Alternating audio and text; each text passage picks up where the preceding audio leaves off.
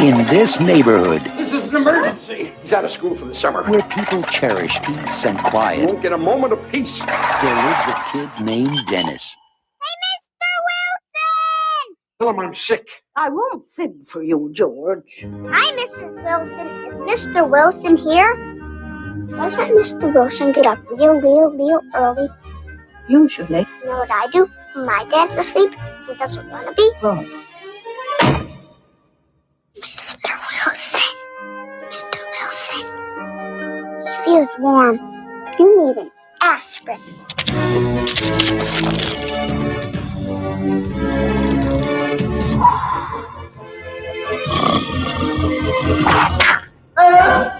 Now, John Hughes brings one of your all-time favorite cartoon characters to life smile. for a whole new generation to discover. Don't embarrass me. You'll love Mr. Wilson, That kid, he's a menace. Mrs. Wilson, the Mitchells, Margaret, We could bury you alive. I could pound you up big. Joey, Switchblade Sam, and a menace named Dennis. Kids are kids. You have to play by their rules.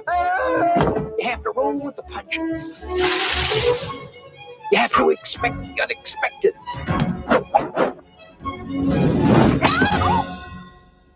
Dennis the Menace, That's me. America's classic kid in a classic American comedy. Directed by Nick Castle, a John Hughes production.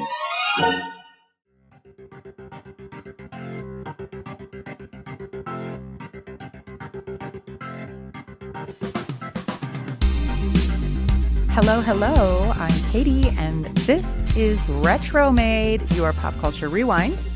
Now, today we're going to go back only to 1993 today to revisit Dennis the Menace, the classic comic strip troublemaker who comes to life with nonstop chaos.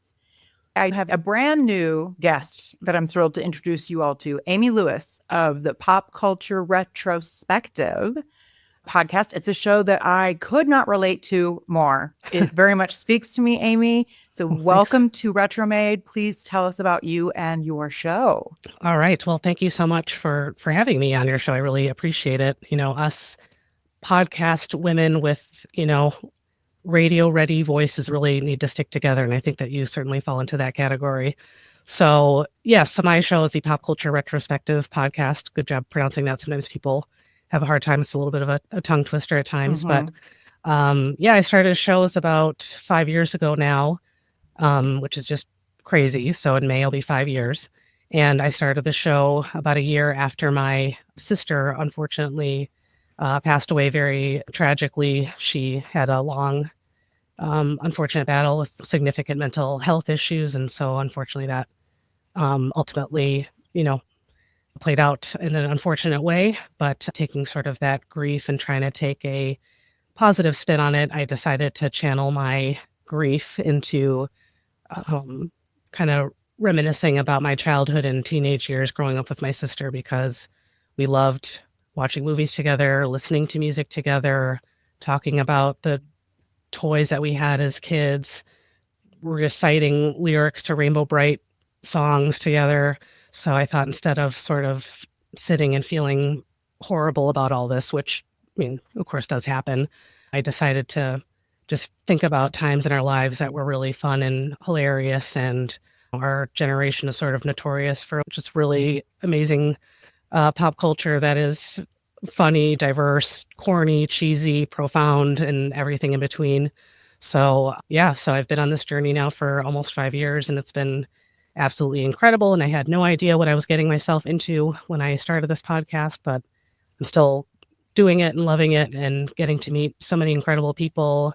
And it's just pretty amazing that something so meaningful and positive and special and unique has come about because of this unfortunate situation in my life. So thank you for letting me be on the show.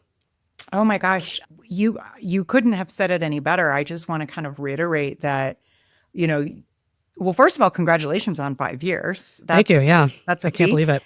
Yeah. And second of all, I think the show is really good. Like the quality of your content and, your sense of humor and a little dry, a little sarcastic. and yes. I love it.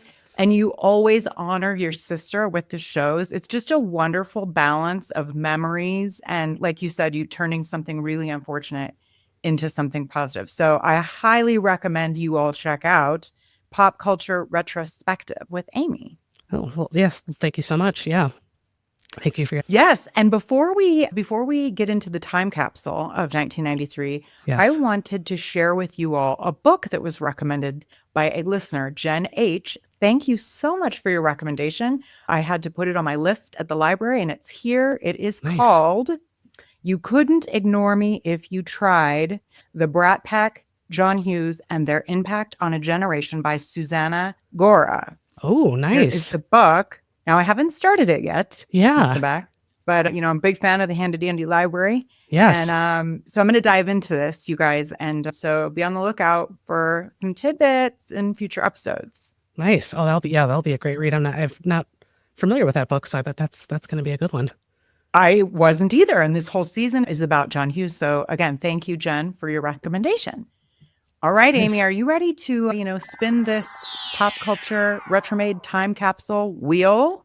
Yes, I am. I always like to say that it'd be nice if I could remember, what the Constitution consisted of, or, which president was number 10. But I don't remember that kind of stuff. But I do remember a lot of unnecessary stuff from my childhood and adolescence. So we'll see if that proves to be correct.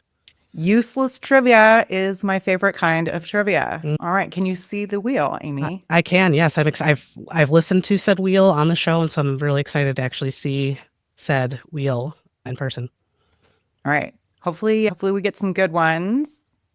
The first category we come upon is Primetime Rewind. Okay. So these are the top 5 primetime TV shows from 1993. Okay. I have some clues, but do you have any guesses before I give you any clues? Let's see. I think I would have some guesses. Yes. I'm trying to think. 1993, I think Cheers had ended. So that would have been, very high up there. But I'm trying to think 1993 specifically. I'm going to say Cosby Show. Nope. Oh, okay. I think that probably ended just a little bit. A smidge. Okay.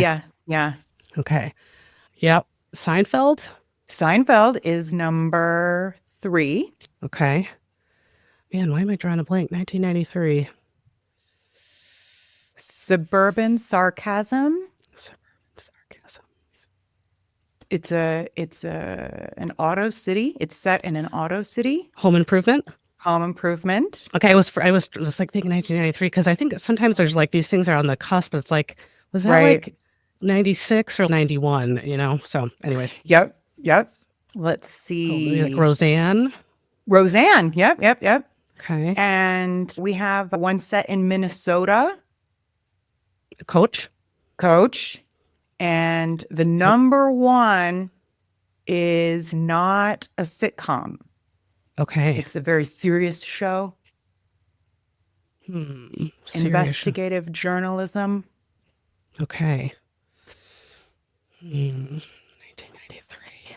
It's got a very iconic opening. Mm-hmm.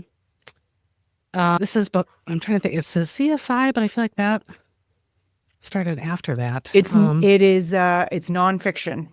Okay. I'm trying to think. It's not Unsolved Mysteries, is it? You're getting warmer. Give Okay. up?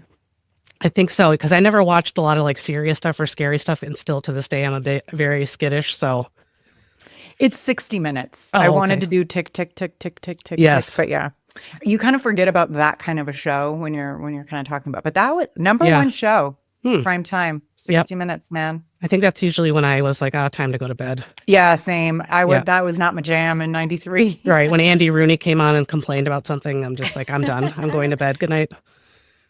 All right. The next category is Return to Toon Time. Ooh. This animated series, which debuted in 1992, but was incredibly popular into 93, followed a group of mutant superheroes who dealt with both personal challenges and powerful enemies, all while exploring themes of prejudice and acceptance. What was the name of this show? Okay. Is it Teenage Mutant Ninja Turtles or is it Mighty Morphin Power Rangers? You're close. Oh, okay. It's X-Men, the animated series. Oh, which I was like super into. Yeah. I was not. I've never seen that one. Yeah. Interesting. Yeah.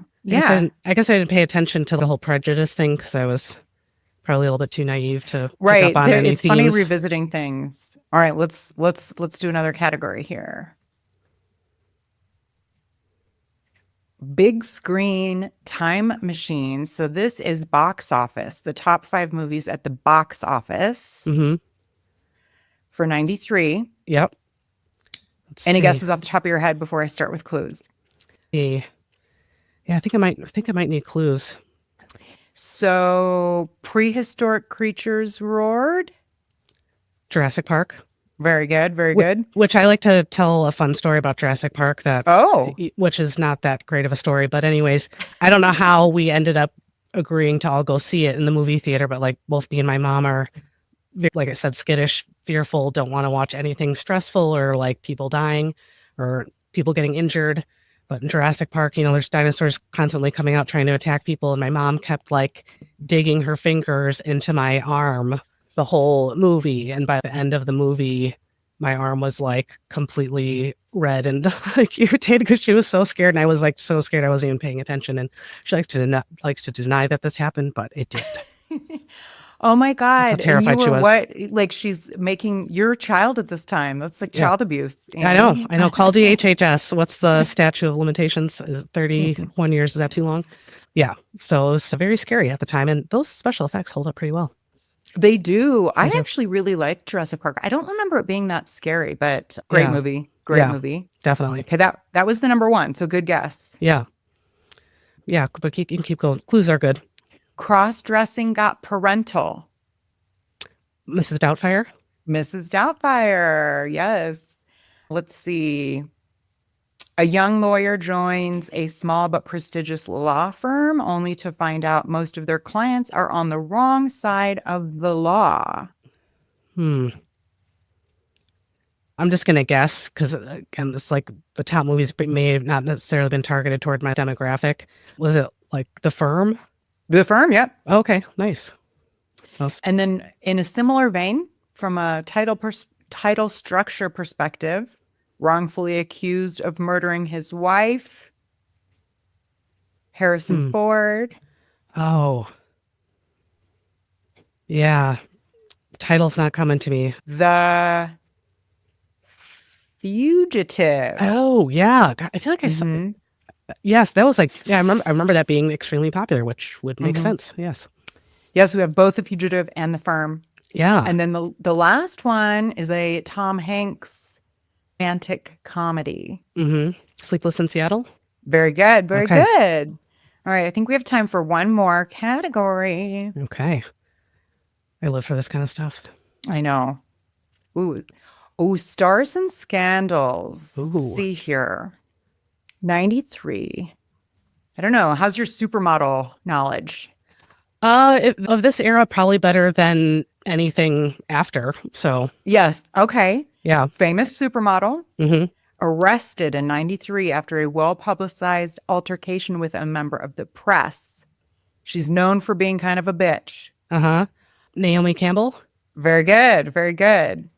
Yeah. I remember she like whacked somebody with a purse or something like that, or I'm trying to remember. You have a better memory. I don't really recall this one. Okay. But I very much remember Naomi Campbell. Yes. The 90s era supermodels. Very much. Yeah. Which is, how do I know that? Because I have no fashion sense, period. I think that's pretty obvious. Well, if you grew up at that time, how could you avoid it? Right. Right. It's just so interesting that like these supermodels sort of infiltrated everything. So it's like, what exposure did I have to any, like the fashion industry at all? Did you get magazines, any of those like teen magazines? Well, my sister did. Over. Yeah. That's probably why. Yeah, that's true. That's probably why. Yeah. I probably have told this story before, but and I, got to find a scapegoat somewhere for all of our eating disorders in the 90s, right? Oh, I just remember being like 12, reading these magazines and being like, why don't I have a 22-inch waist like Naomi Campbell or whoever, Christy Turlington? Right. Yeah, really. Oh my gosh. So bad. Okay, similar. Okay, I'll do one more stars and scandals question. Sure. This rapper in 93 faced multiple legal challenges, including charges related to his involvement in a violent altercation. The controversy would follow him for years despite his growing fame. And then he was later involved in a murder trial in 93. Snoop Dogg. Snoop. Yep.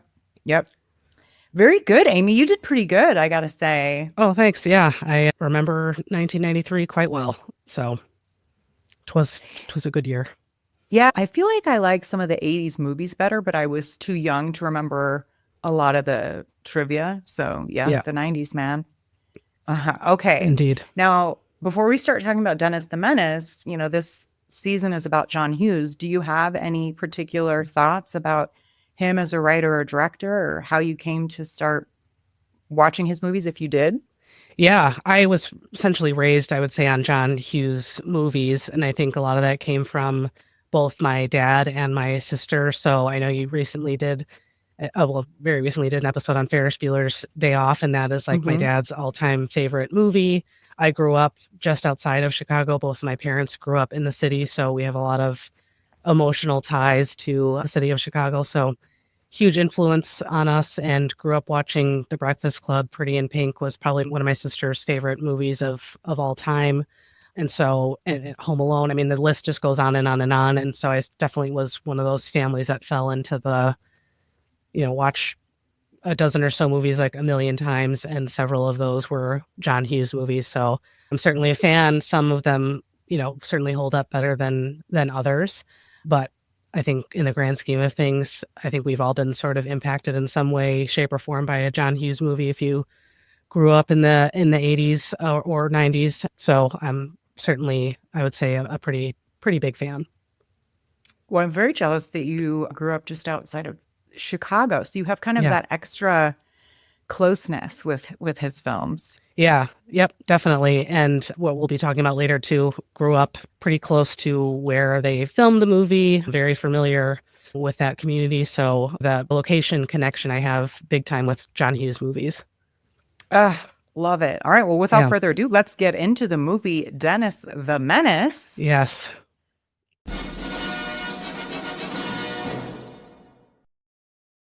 Okay. It was released June 25th. 1993. It's rated PG. It's got a much lower IMDb rating than the last several John Hughes movies we covered, with 5.7. I believe it. Which is actually generous, given some of the other, like Rotten Tomatoes and some of the other critics. They were not kind to this movie. No, they weren't. I think I kind of know why in some ways. Yeah, why they would be. Yeah. So the director here is not John Hughes. So John Hughes was a writer here. The director is Nick Castle. Does that ring a bell in any way with you, Amy? I'm trying to remember. Wasn't he connected with like something a little bit like on the darker side? I'm trying to remember what it was. Definitely. Like Halloween. Yeah, he was like the Mike Myers. Oh, right. Yeah. Yes. In Halloween. So he worked with John Carpenter quite a bit. We talked about Nick Castle in the Escape from New York episode because he co-wrote that. Mm-hmm. And then I did read, though, that, and we'll get into Warner Brothers association with Dennis the Menace, but when they purchased the movie rights to the character of Dennis the Menace, they offered the role to direct to Tim Burton, which would have been a very different movie, right? Yes. Yeah. Oh, wow. That would have been a very interesting take. Yeah. Definitely. So Nick Castle directed this. John Hughes wrote, and then Hank Ketchum is also a credited writer because he was the original 1959 TV show writer. Yes. Now, are you familiar with what's your history with Dennis the Menace, like the comic strip, the cartoon, the original show? Did you watch any of those? Oh, yes. I was a huge Dennis the Menace fan. I was actually looking on my bookshelf the other day. I have like old comic book compilation books of his, of Hank Ketchum's, of the original series. Huge fan. I watched the black and white TV series on Nick at Night, I think it was, or I think it would also play during the day. I think when I was homesick from school, sometimes it would be on. And I own DVDs of that original show. I watched the cartoon, the Deke cartoon, religiously as a kid, recorded a lot of those onto blank VHS tapes, bought the series when it came out onto VHS, and then eventually onto DVD, which one of the DVDs is still currently stuck in our DVD player, which I need to remove. I haven't done it. The made-for-TV movie I was obsessed with. I could do a whole podcast episode just about that.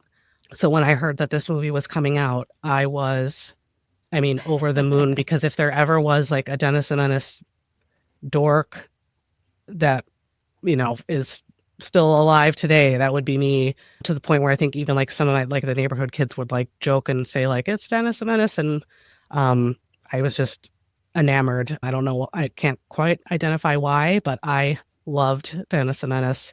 Emphatically as a child and still to this day.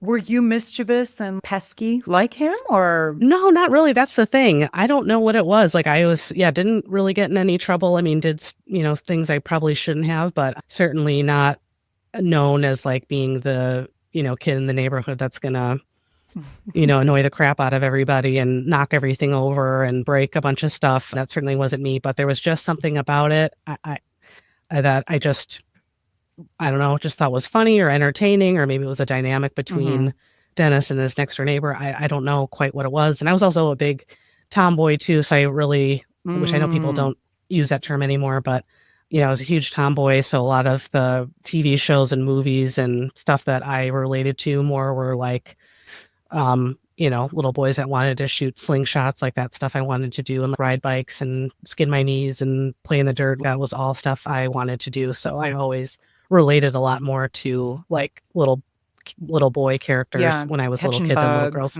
Yeah, exactly. He comes cruising down with his, wagon full of terrors. In my opinion, there's like snakes and stuff. Yeah, no thanks. And loved all that stuff. I remember catching ladybugs, and now I'm like, oh, because I'm such an animal person, and I'm like, you shitty little kid, why? And lightning bugs. Why did I catch these creatures and put them in a jar? That was so mean of me. I know, I did too. Or we'd step on them and pull it back so you'd see like the glow guts. Ooh, I didn't like do 2 that. seconds. Yeah. Oh my God. Gross. Oof. Yeah.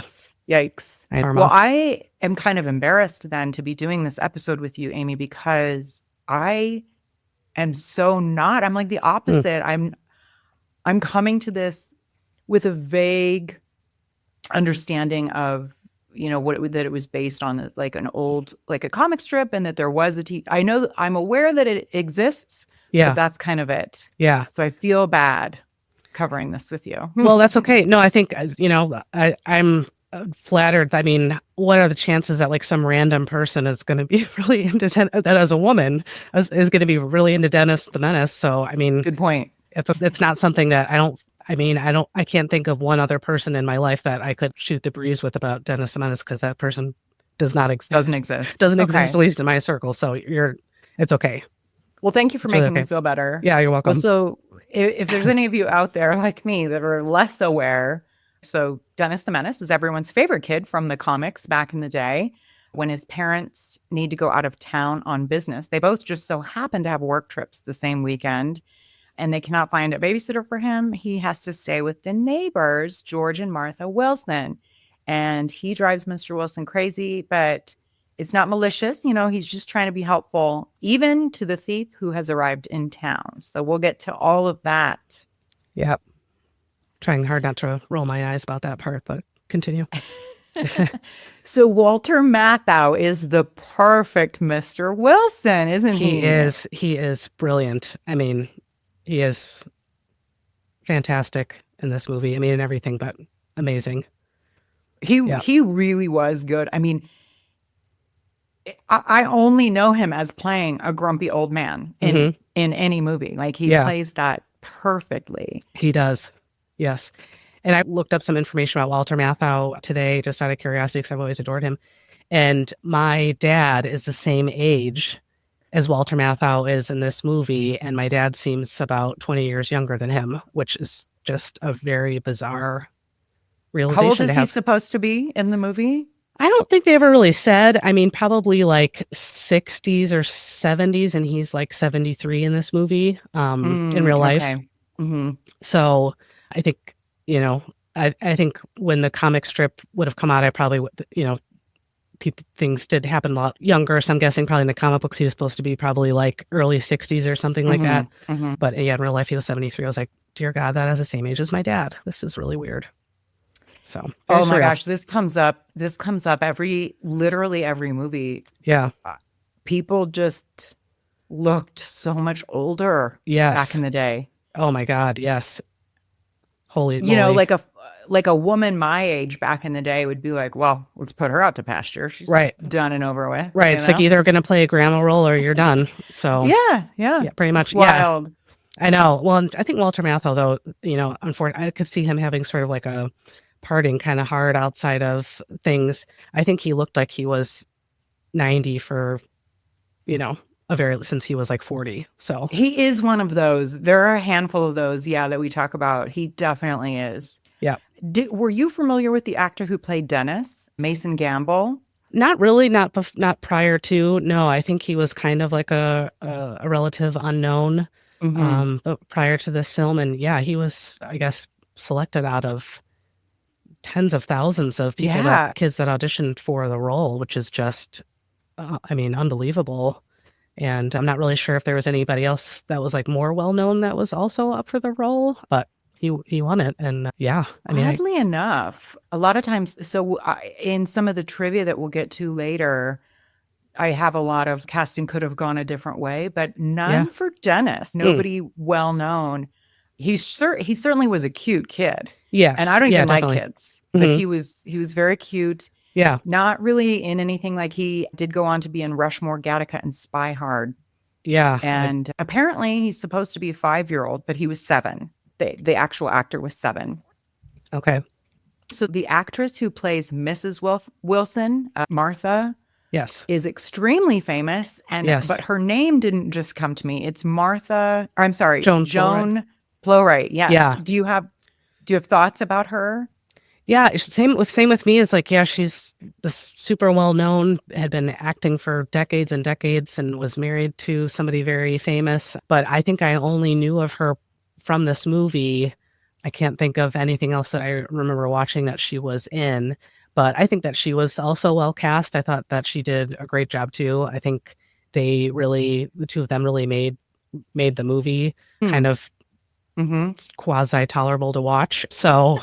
Which, you know, they did a great job. You probably do know her from, she also starred in 101 Dalmatians from 1996, also a John Hughes film. Yeah. And then she was in Flubber in 97 with another John Hughes film. Now she is a dame, or she was a dame. Yes. And also a baroness, married to Laurence Olivier. Yeah. Like, how did that happen? That's third. She was his third wife and his widow. So she was married to him when he passed away. Yeah. But yeah, like a stage actress, career that spanned like 6 decades, Oscar nominated. She won 2 Golden Globes. So yeah, she's Joan Plowright. I wouldn't have come up with that on my own, but she did look very familiar. Yeah. And she should have won an Oscar for her performance of reading that poem, the poem to Dennis at bedtime. It's like, I remember watching that as a kid getting, oh my God, this is so beautiful. Teary. Yeah. So beautiful. Yeah. Like, I just want to lay in the fetal position and cry silently to myself and listen to her recite that again, because it's so well done. You're right. Yeah. And I had comforting. kind of forgotten. There was a sweet moment when, because at first you're like, oh, they aren't really going to show their marriage, but they do. She kind of, they talk in bed about, they never had children. And so they talk a little bit about that. And she's like, it's not that's bothering me. It's that I want to talk to you about it. Yeah. And I can't. Right. Yeah. I know there's all these profound moments that, like, in this beautiful like script writing. And then the next moment, the stupid Switchblade Sam crap happens. And it's like, what in the... We could have eliminated half an hour of this movie from my God, ridiculous... what was the plot? I don't know, but fortunately or unfortunately, the whole Switchblade Sam thing is stuff that my sister and I would recite to each other for no reason for a really long time, especially like the scene where he takes the apple from the kid that's cross-eyed. As my sister just out of nowhere be like, "What you got there, sport?" Apple. I mean, it's like, what does that? I mean, that could be a whole episode by itself. Like, why the heck was this person in the movie? Like part one. Which person, the cross-eyed kid or Switchblade Well, Sam? both. Yeah, really. And like with the emphasis on the whole cross-eyed thing, is a foot short for his age and cross-eyed. I mean, why? So we're, knocking somebody with a disability, which, I take 93. Right. Taking offense to, we've got two, neurodiverse children. I don't appreciate the, cross-eyed jokes. Not that that has anything to do with that, but, and then the Switchblade Sam thing, seriously? Come on. There's never some creepy robber / stabber / filthy whatever in any Dennis the Menace stuff. So I could really go off on a tangent, but I'm going to restrain myself. Oh, there wasn't. That is interesting. Not that I'm aware of, but that's a good point. I almost don't know which direction to go with. So Switchblade Sam is played by Christopher Lloyd, and I love Christopher Lloyd. Oh, but same. He's a brilliant actor. Brilliant actor. He was very similar to Uncle Fester in a lot of ways, though. There were things he did in this that I was like, oh, that's very Uncle Fester. I didn't even think of that, but you're absolutely right. Yeah. Yep. I think the reason, so it's interesting to hear that this did get pulled out of nowhere. Yes. And I hadn't seen this movie. So I did see it in the theater at a matinee. I remember our small town theater going to the matinee. And I remember loving it. And oddly enough, I probably only saw it like that one time, 30 years ago. Yeah. Until I rewatched it last night. And it's funny because the one scene that I remembered a few, but the scene I remember most was the apple with that kid. What you got there, sport? For whatever reason, that was the most memorable thing to me. Yeah, that's a bad sign. I mean, that is a red flag. If that's what you remember, that's I a did red not flag. recall how gross this hobo, like stereotypical old-timey train hopping hobo is what he was. Basically, yes, a hobo. Yes, my dad went as a hobo for Halloween as well back when. But yes, I don't understand. Well, I guess one thing I learned was that, John Hughes did Home Alone, and I think Christopher Lloyd was offered a role of one of the robbers or whatever, one of the bad guys in the movie. And it was Joe Pesci's role, I want to say. Yeah, and he turned it down, and he always kind of regretted it, and he said that to John Hughes. So then the minute that there was some other, villain person to play, John Hughes booked him for that. But it's like, I would have never thought that would have been incorporated into a Dennis the Menace movie. I mean, it had nothing to do with anything. And Siskel and Ebert even threw that right under the bus. What did this have to do with anything? Because there's all these beautiful, tender moments between Dennis and Sin and Mrs. Wilson. That was such a beautiful thing. And then there's like this, hobo that fills up on refried beans or whatever. And you know what I mean? Is trying to allegedly stab apples and, maybe stab children. I don't get it. And I'm still furious. I'm still angry. Hanging about the town for 3 days doing just being creepy.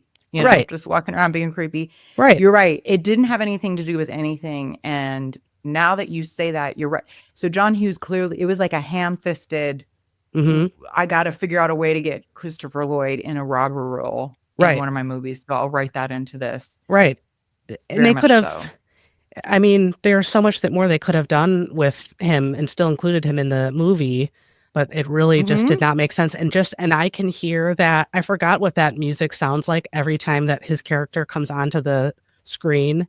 And I rewatched the movie too. And I was already just like, oh crap. Like here comes this like creepy guy who is still really creepy to this day. Oh, I mean, that's how good. Very I mean, gross. If I saw, like, it's not even about being homeless, hobo, whatever. I mean, just the presence of yikes. I mean, that's the stuff that nightmares are made of. His teeth, his sinister nature. Yeah, it was a bit much, I thought, too, even like for this PG movie.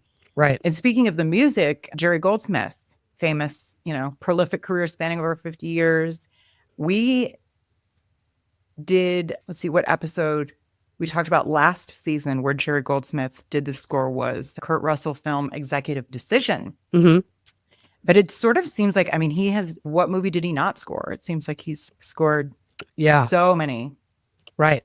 And it was brilliant. I mean, the music is like sinister, creepy. I mean, it's fantastic. But again, that does not fit the, the theme or whatever you want to say. It's not staying true to the whole Dennis the Menace thing. Good point. It just doesn't jive. And so if that could have been cut out, there still would have been like a story there. Like he was not necessary to the story at all. No, because then there was it was like, well, which was the A plot and which was the B plot? The flower extravaganza with the orchid and that getting ruined. I don't know. It does seem to be, there was no like overarching plot to the movie. It just seemed to me anyway, just a series of hijinks, just kind of shoved together. Yeah. A little bit. And I remember really liking, I remember like being a kid and thinking a ton of it was funny, but yes, it's all the same. It didn't work so much when I rewatched it. And the first thing I thought of was like, this is just Home Alone, but by accident. Mm-hmm. Yeah, pretty much. It's literally Home Alone, but the kid is doing it by accident. Right. Basically, yes.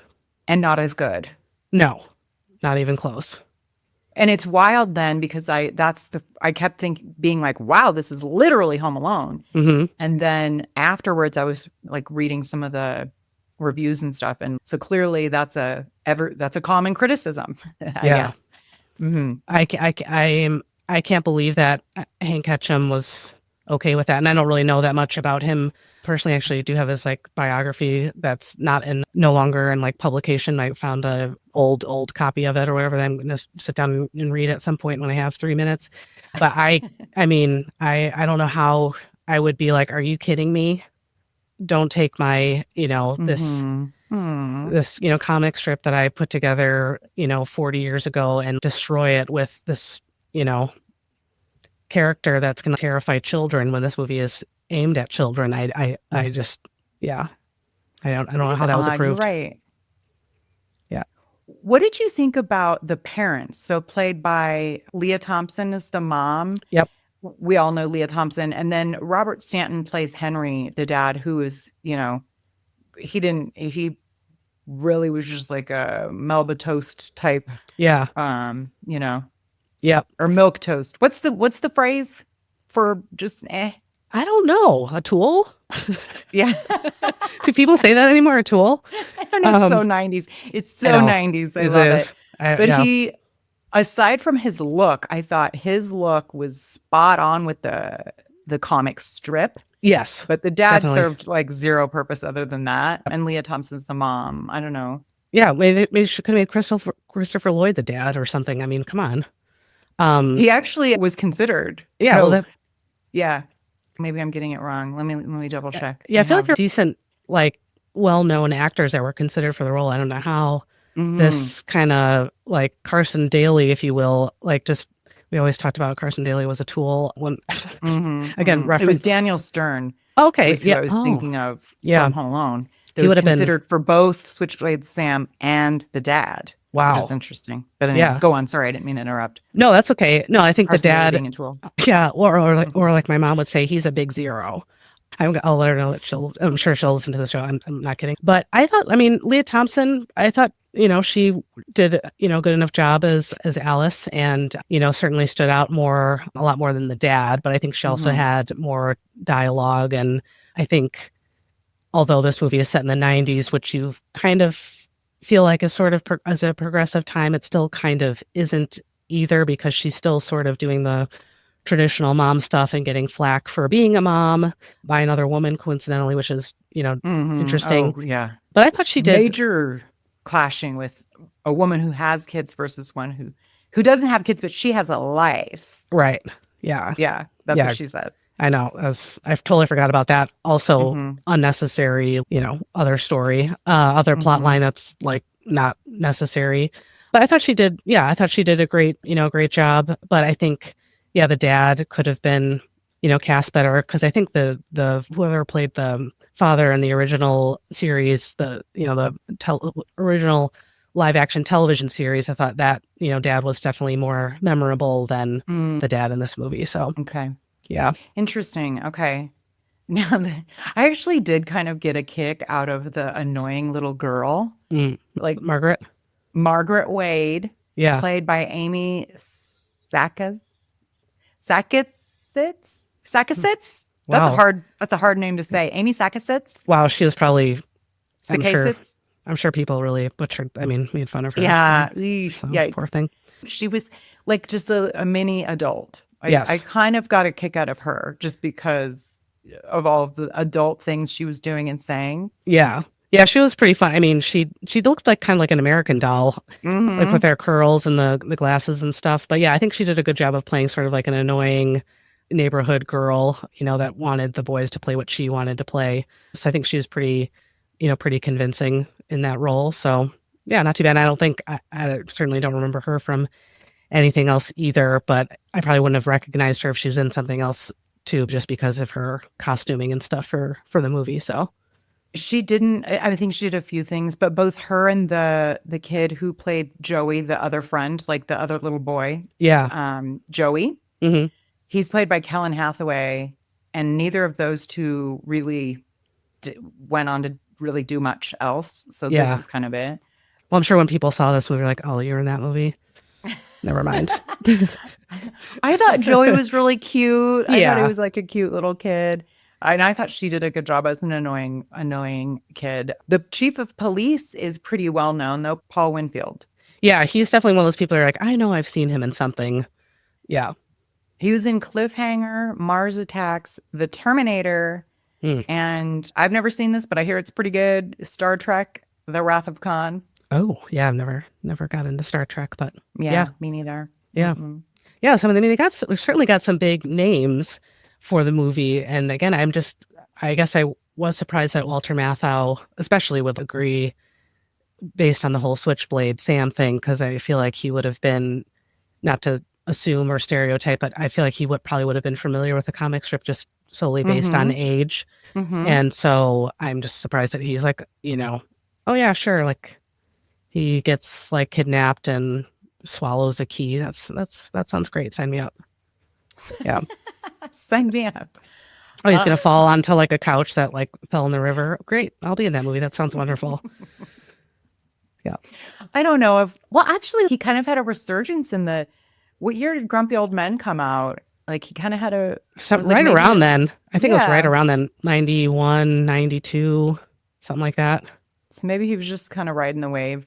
True. With it. The last two people that I wanted to talk about on the cast, Natasha Lyonne. I love her so much. Yeah. She plays the babysitter Polly, and I don't know. I just dig her. You guys all know who she is. She's been in like tons and tons of stuff. She's been nominated for an Emmy 5 times, very famously in Orange is the New Black, Russian Doll, Poker Face. And then, she was also like back in the day in Pee-wee's Playhouse. I think her name was Opal in that. Wow. And then the movie Slums of Beverly Hills and American Pie. Those are all big hitters. So, Natasha Lyonne, redheaded, known for her hair. Yes. Like that's a look that she has. Yep. And then her boyfriend, very stereotypical in the movies, the babysitter invites her boyfriend over to make out. And the boyfriend is none other than Buzz from Home Alone, which I can't think of. I don't know his real name, unfortunately, which is sad. But. I didn't write. Yeah. But yeah, it's Buzz from Home Alone. Yeah. Which I feel like his character was more, his brief appearance in the movie was significantly more enjoyable than the other like subplot line characters, because he was really funny. Agreed. And I feel like to this day, and this movie was not something that I watched religiously as a kid, because I kind of liked it, I think just because it was Dennis the Menace, but still to this day I like find myself like when my kids were little in the tub, I felt like saying Sabed Huffy. I will never be Big Enug. He can't read, which again is probably not that, probably people be like, cancel this now. Yeah. But at the time I thought it was hilarious. And Last night when I was watching it, I was like, why is the boyfriend basically doing the babysitting? Where's Polly? He was in there reading the book while Dennis was taking his bath. Mm-hmm. He was in there reading the book to him. It's like, Yeah. Where's Polly? What's she doing? She's the babysitter. That's true. That's true. Who knows? I mean, she's willing to like make out with the lights out. I mean, who knows what else? Maybe she's hitting up with, hitting up the bars or something with Switchblade and, loose morals, that one. Yeah. Yeah. Mm-hmm. Yeah. Yep. Indeed. It's questionable. Well, speaking of questionable, this poor kid, Mason Gamble, got a Razzie nomination for his role in this. Yeah. Which I don't think they do for kids anymore. I don't, right? Yeah. I doubt it, which is good because and I've always kind of felt this way anyways, but I had an episode of my show recently where I got to interview two individuals that put together a film about kind of what can happen to child actors, as they get older. And, I feel like it's something that I'm kind of like sensitive to for some reason. I don't really know why, because I like was always really sad about like Dana Plato and like where her life kind of went after different strokes. And, Gary Coleman, people were so awful to him, and so I'm glad, I hope that they did away with that. I mean, it's certainly not a great movie and probably, not maybe his favorite piece of work that he ever did. But I think, giving a, 7-year-old kid to say, oh, guess what? Like your movie sucked. Not even that the movie sucked, that his performance, which I didn't think. That's interesting. But I go off on the Razzies. They do low hanging fruit. Like they don't really choose. Yeah. So, right. And there was also a Stinker's Bad Movie Award for this movie. A nom. They didn't win for worst resurrection of a TV show, which concur probably. Yeah. Again, just because if it was its own thing, if the movie was just called like Bob the Kid Next Door, that'd be one thing, but it's tied to this, beloved comic strip, I think that's where the criticism, where people sort of drew the line is that it's tied to this beloved thing. But yeah, I'm glad, Razzies, that's just, not cool. You bring up a good point though. Tying it to Dennis the Menace is probably, I'm just guessing here, what got butts in seats. It was a success at the box office. It was made for $35 million and made $117 million worldwide. So again, things that make money aren't always quality and vice versa. Right. Yeah, and people and they're playing on this nostalgia, like we talk. I'm always get worked up when there's like reboots and that's so dumb and can't they think of anything else? But I wasn't thinking that actually, in 1993 when I was begging to go probably see this movie 50,000 times. But same thing. I mean, it's like rebooting something that was decades old already. When you stray too far, then that's where the real fans start coming out and throw Rotten Tomatoes at the screen and get upset. So, yeah. Mm-hmm. But so I take it that you loved it as a kid. What's your history with this movie? I think I was, because I was already, regardless, it had nothing to do with this movie. I was a huge fan of Dennis the Menace several years before this movie even came out. So I was like, already liked it, hadn't even seen it. I think I even had the movie poster of it hanging in my room before it even came out. So I think at the time, rose-colored glasses, thought it was amazing, loved it, really liked Dennis, the character, liked Walter Matthau, so absolutely loved it. But now as an adult, I, unfortunately don't think it holds up pretty well. It doesn't hold up very well. And I think it's not really something I would want to watch with my kids either, especially my older son. I think would be absolutely terrified of Switchblade Sam and would probably never want to watch it. Aww. So I think that character alone would make both of my kids actually pretty nervous, because it feels like a weird, not horror movie, but just like a weird creep factor that oh yeah, let's watch that movie with the guy with the rotten teeth and the oily hair. I don't, they're not going to say that. So I don't, no. So, And you have little kids though, right? yeah, they're 8 and 10, and my 10-year-old has a lot of challenges and things that make him uncomfortable, and Okay. and so I think this would be No not bueno. good. Which Yeah, is sad yeah. because there's so many things that when you become a parent, or you become an auntie, or you become your best friend has a baby and you're involved in their life. There's certain stuff you kind of want to show them, and Mhm. Dennis the Menace was like a huge part of my life. But this is like, I think I've shown them the cartoon, Okay. the D cartoon, but I have no desire, sadly, to sit down and watch this with them. Maybe if I fast forwarded through those parts, but Yeah. other than that, I mean, not really. So, that's not how they should have thought about that, in advance. Good point. Are people going to watch this with their kids in 30 years? No. So, yeah, it's just not a. Yeah, I mean, in addition to the, all of that, I mean, I don't know. We're not supposed to really pick it apart, but Yeah. as an adult, like watching this, I'm like, we see like kind of the opening of this very, what's the word? Perfect little Norman Rockwell Yeah. small town. Yeah, definitely. And so clearly it's a very safe place to live. And we see everybody, including the neighborhood cats. And of course, Mr. Wilson is like, oh crap, they can hear Dennis coming. He's pedaling on his bike with his wagon full of weird stuff. And they're like, oh, we got to get out of the way of the chaos. And Mr. Wilson goes and pretends to sleep. But why doesn't he lock the door? If he knows he'll just come in. Right. And that was like a really unnecessarily long opening scene too. Mm-hmm. Like, just again, something that like just doesn't make sense. Like, why would you think, oh, we should have them like give him an aspirin even though he's sleeping, but he should like shoot it? And it's like, can we just? I mean, I'm not a writer. I'm not a television or movie writer, not a screenwriter. I write and run-ons. However, I mean, really. I have, they probably had way more knowledge of the whole Dennis the Menace backstory. I mean, they've got freaking Hank Ketchum right there. That's good what point. like that's what you open with? Really? Really good point. I do remember getting a kick out of when I was a kid. So, I mean, I me as an adult, I'm not the audience. I mean, it needs to be, passable enough for like adults to watch with their kids, I guess. But yeah. I remember thinking all of these gags and like the slapstick stuff was hilarious. Yeah. But watching it last night, I guess I was just sort of like, this is not funny. I don't know. Right. Did you find any of the,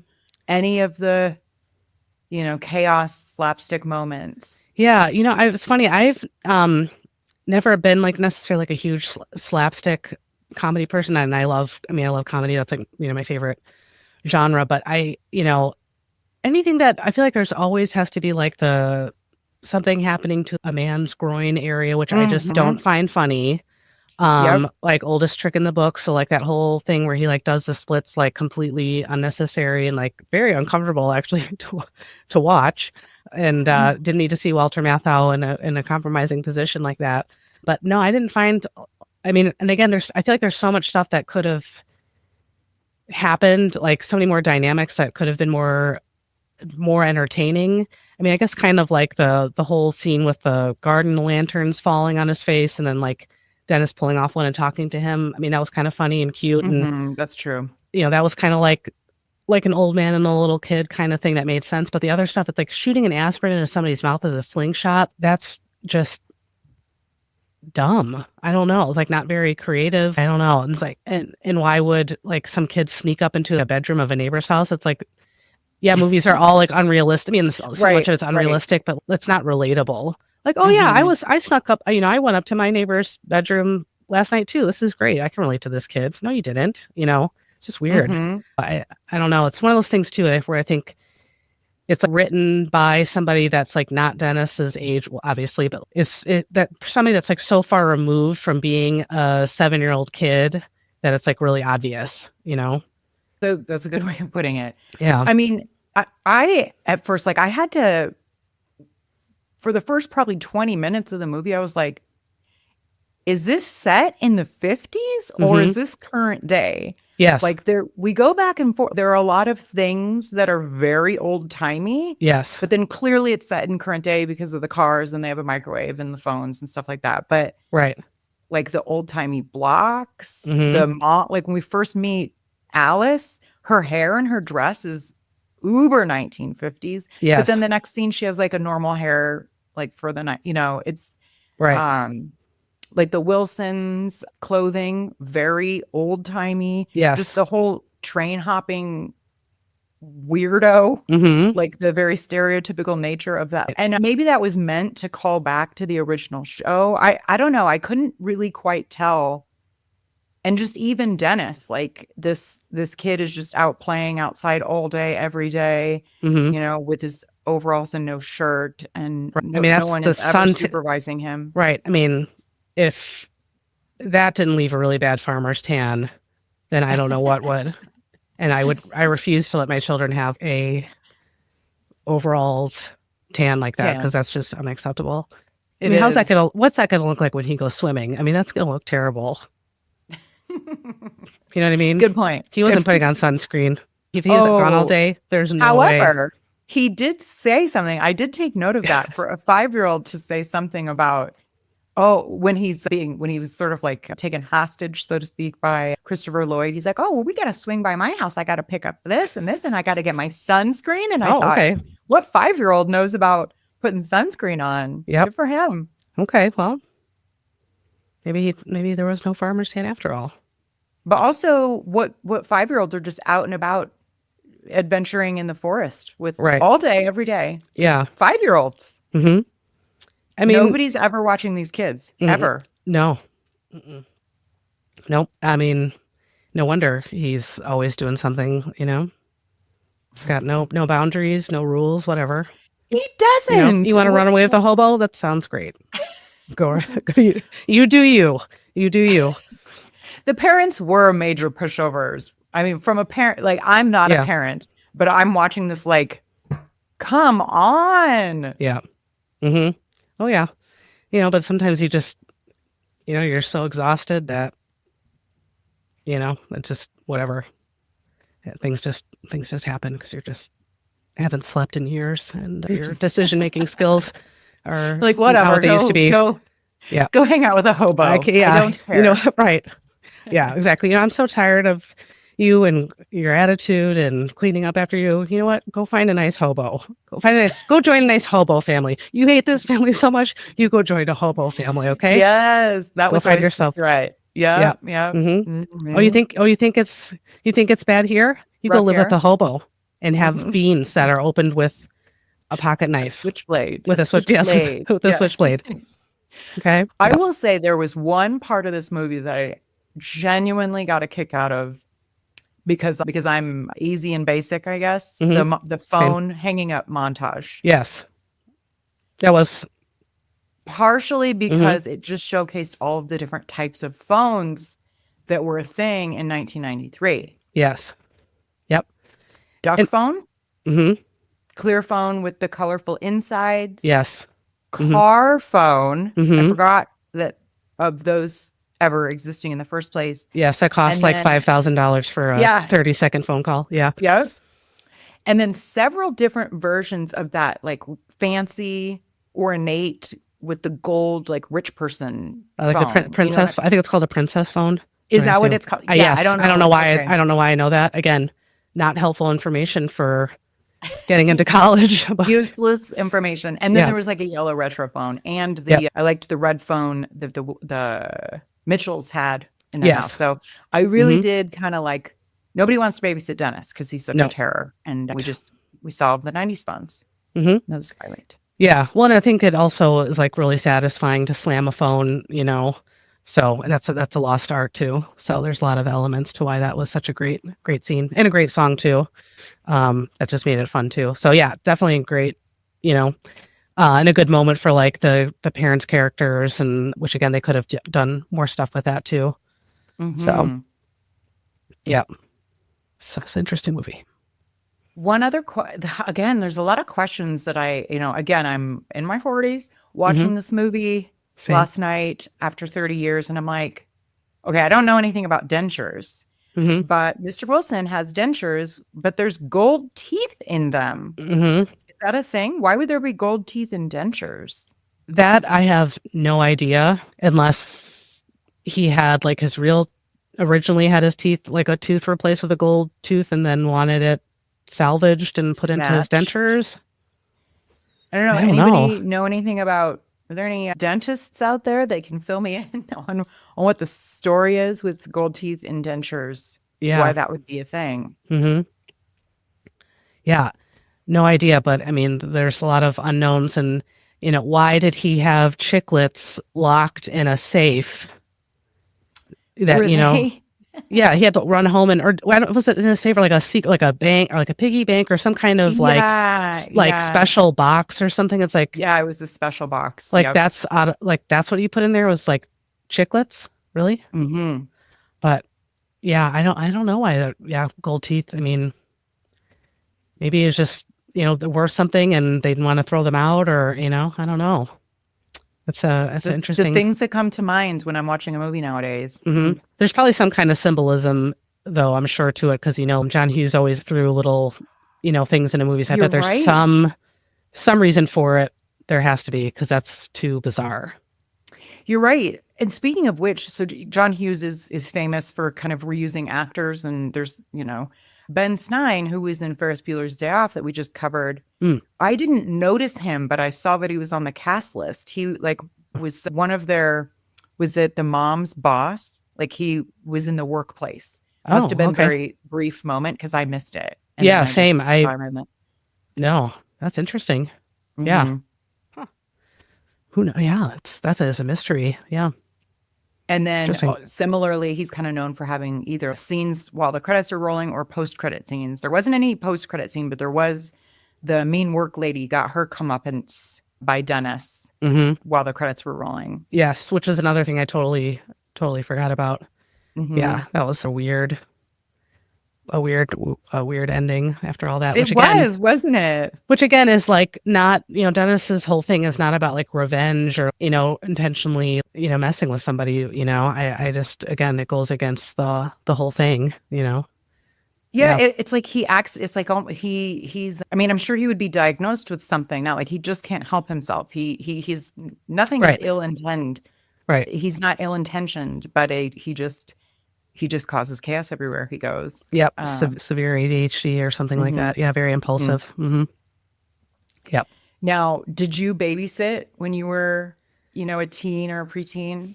I did a little bit. I wouldn't say that was my favorite job to do. That was more of like my sister was really into babysitting and would buy Babysitters Club books with her babysitting money.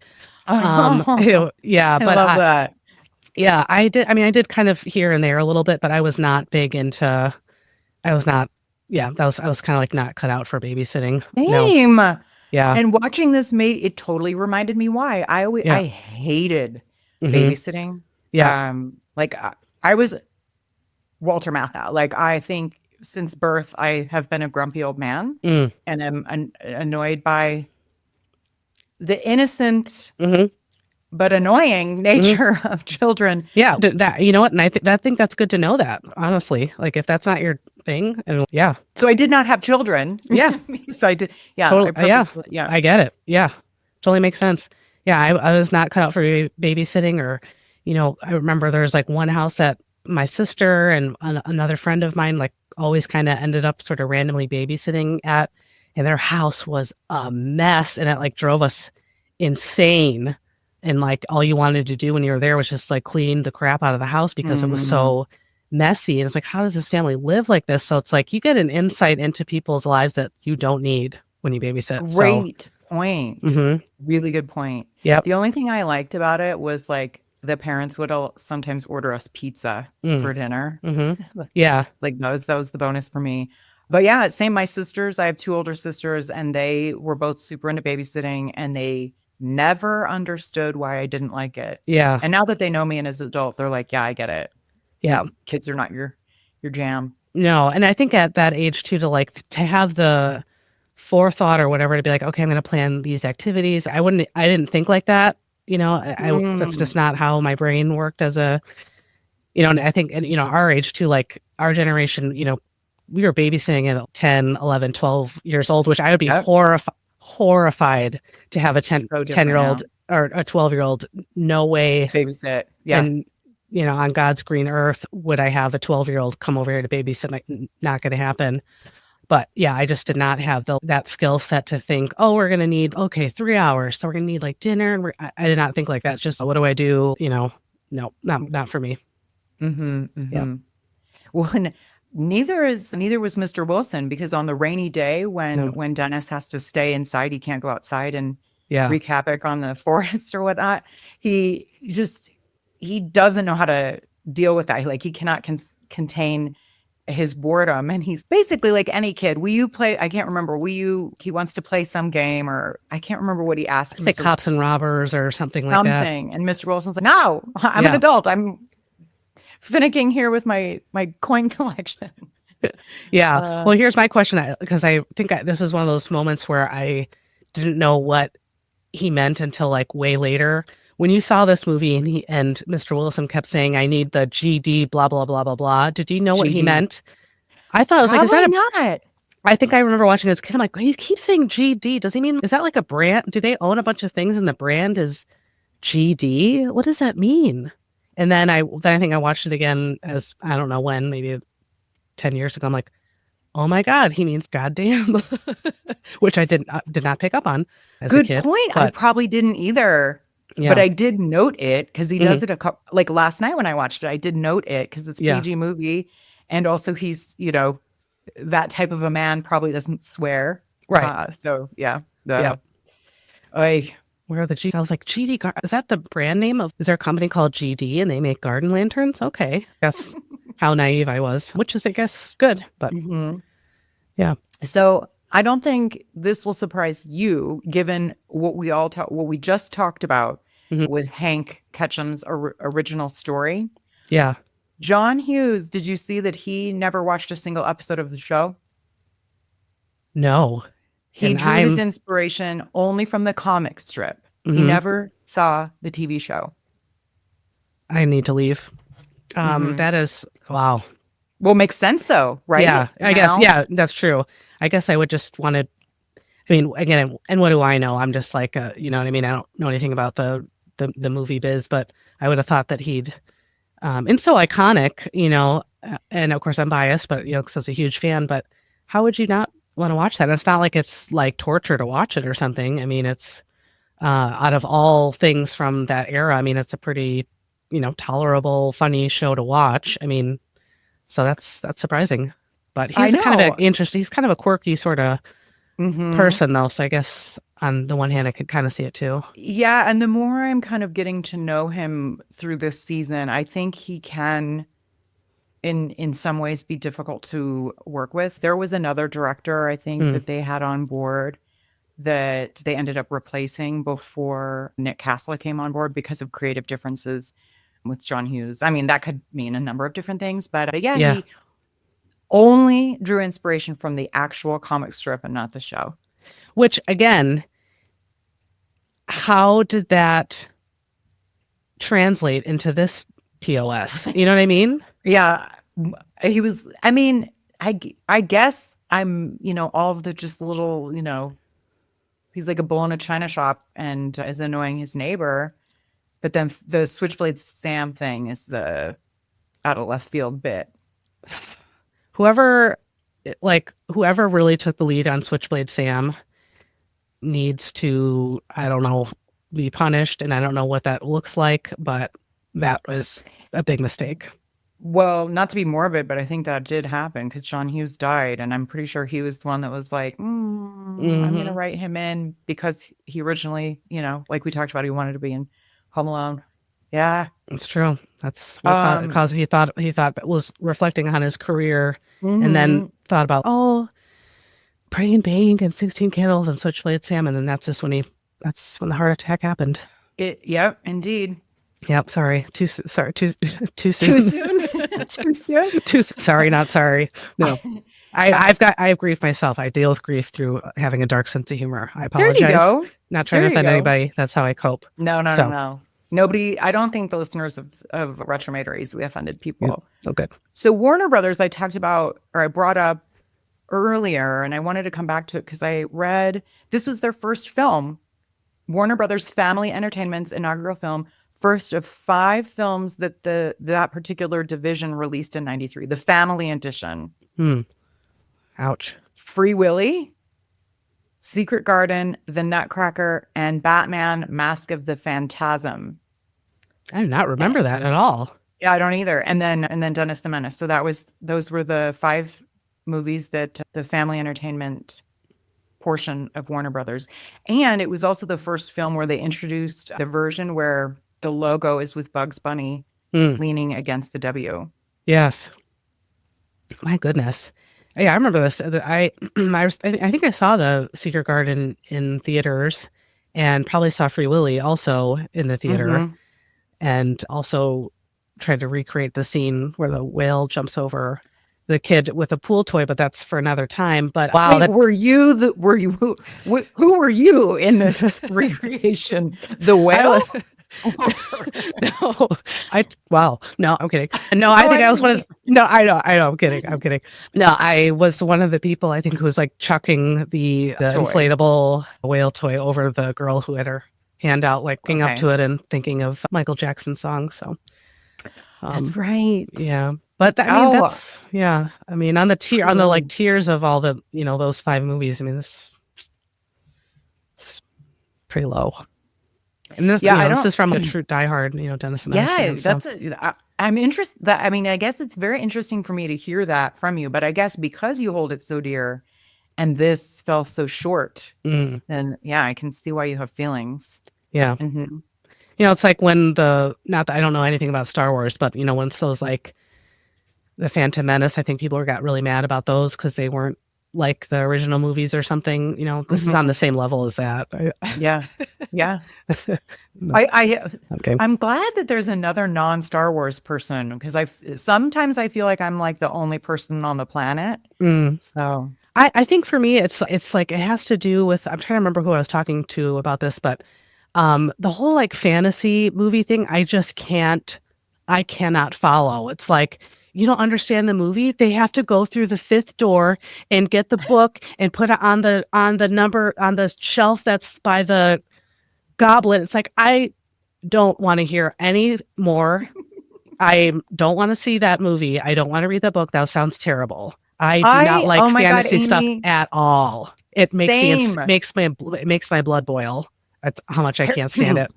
Harry Potter, Lord of the Rings. No, thank you. No desire my son, at all. No, my youngest son is obsessed with Harry Potter, which is wonderful. I can't stand those movies at all. And I'm sure, people are going to screaming at us right now, throw their iPhone like out into oncoming traffic because they're so angry. But I can't follow that stuff at all. No, I'm not interested. Oh, but you didn't read the 4th book where the owl comes and then it drops the notes. No, that sounds really horrible. But did you like watch that movie that was really funny, or did you Agreed. It's like I either want to learn something or laugh, and if that doesn't happen, then I'm out. I'm with you. Yeah, I think we have very similar taste, and that's why I think your show resonates with me so much. Well, thank you. Likewise. Yeah. Well, you like the facts. You do the trivia, and they're like, stick to the facts, people. Not the look at they got to the 2nd level of the map. It's like no, thank you. I think that's why I didn't. The one Kurt Russell movie that I did not like from last season, Stargate, was like weird. Haven't even seen it. You would hate it. I did not like it at all. It was like, why how can you screw up Kurt Russell plus Egypt? Add some fantasy weirdness to it. That's how. Yep. The only like fantasy movie I feel like I can tolerate is Labyrinth. There are exceptions to all of my. I feel like I'm like I really am a grumpy old man because there's so many things that I dislike. I don't really like musicals, but there are exceptions to that. Same. Yes. I also love Labyrinth, but it's an exception to the rule. Yes. Yeah. No, I agree. And I remember going to the movie theater to see the whole like Mockingbird, Mockingjay. What is that series? I'm trying to think what the first book is. looking at my bookshelf right now, but can't read it from here. The Hunger Games, I want to say. Yes, thank you. The Hunger Games. I never read the books, heard the concept that I said, that sounds terrible, but somehow was convinced to go see the movie. In the first 5 minutes, I knew that I was going to hate that movie, and I did. And I sat there for like however long that movie was, which was way too long. Anything over a minute was too long. Run long, yeah. Yeah, anything over a minute for that movie was too long for me. And I like was stewing in my chair the whole time. It's like, I have no interest in how these people are classified, and nope, doesn't do it for me. I don't get it. It makes me it makes me very angry. It's wild how everybody has such different tastes in movies, and how they there's so many different Venn diagrams that some weird crossovers in some cases. Yes.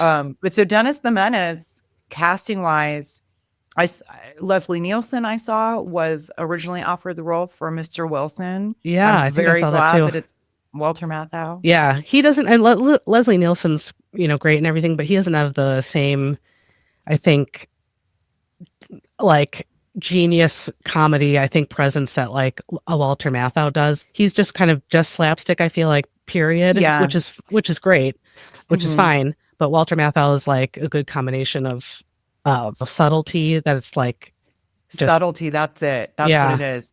Yeah, like Agreed. the scene where he wins the garden whatever thing, and he's like really affectionate, like smiling next to his wife, and then when he turns around and stands up in front of everybody, his demeanor changes immediately to be more serious. Is like so spot on, and it's just so well executed that thank God Walter Matthau was cast as Mr. Wilson.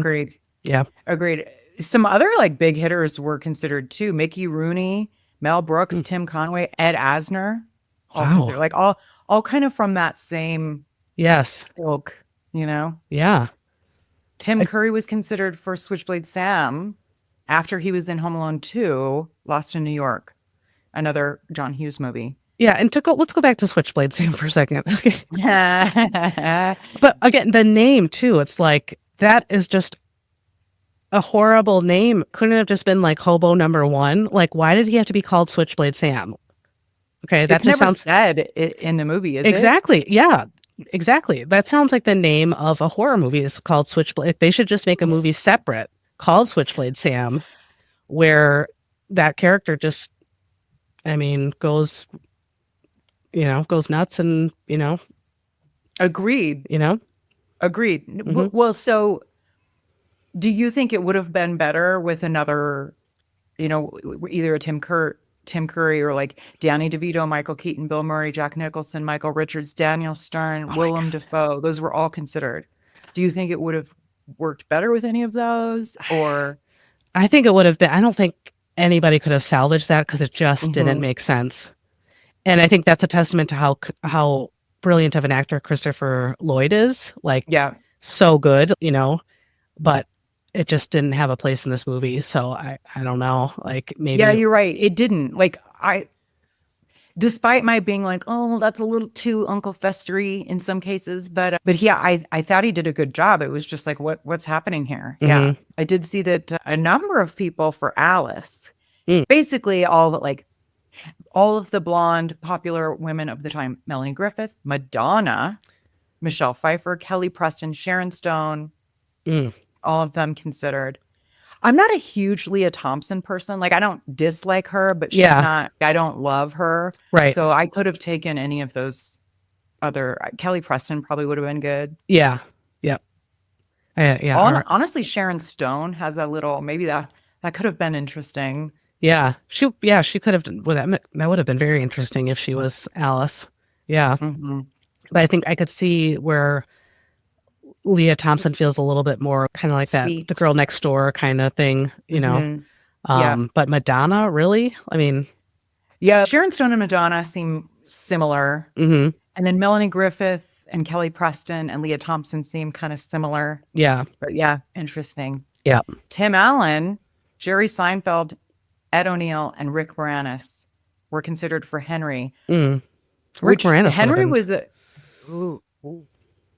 it was such a nothing role. Yeah, Those are all really. very famous people for such a nothing role. Such That's a big interesting. zero role. Yeah. Zero.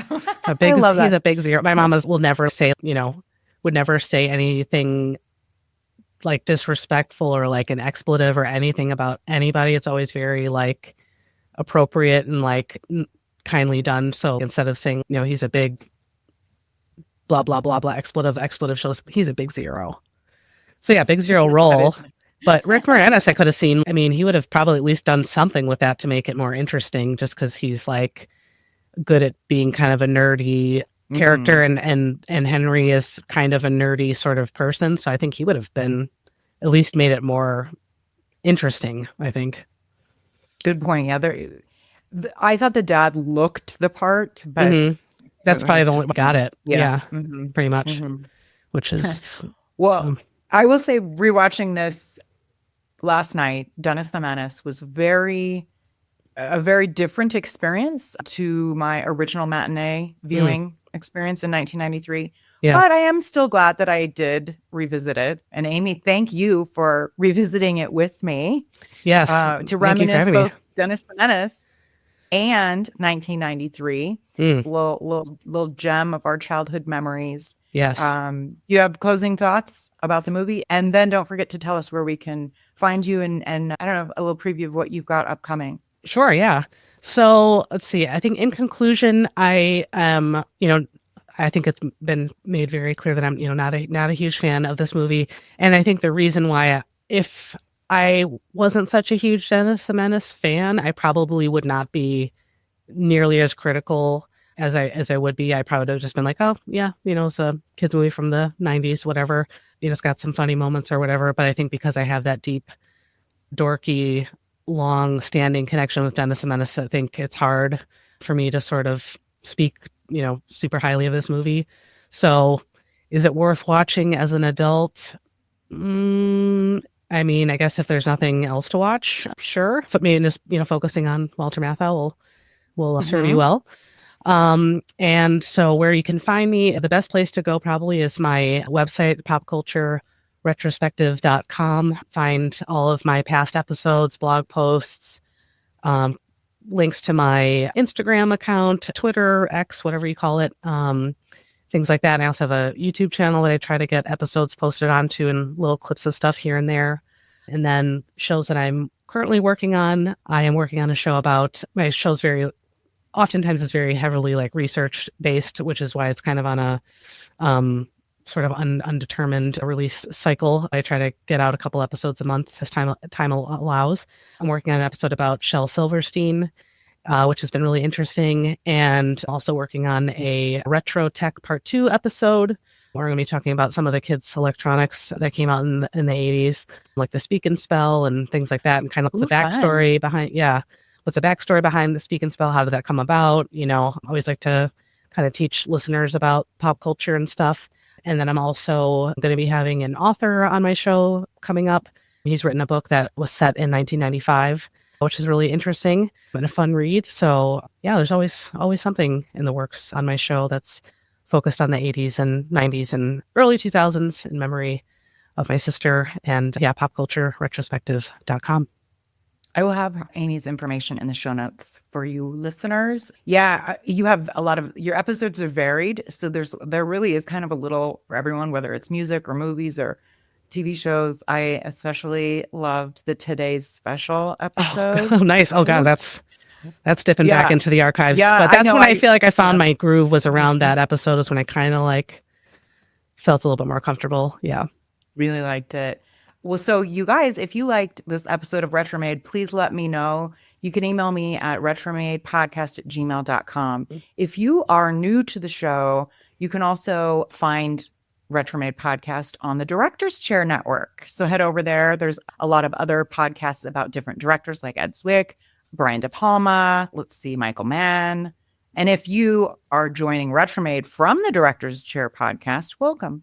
I hope you enjoy. And until next time, be kind, rewind.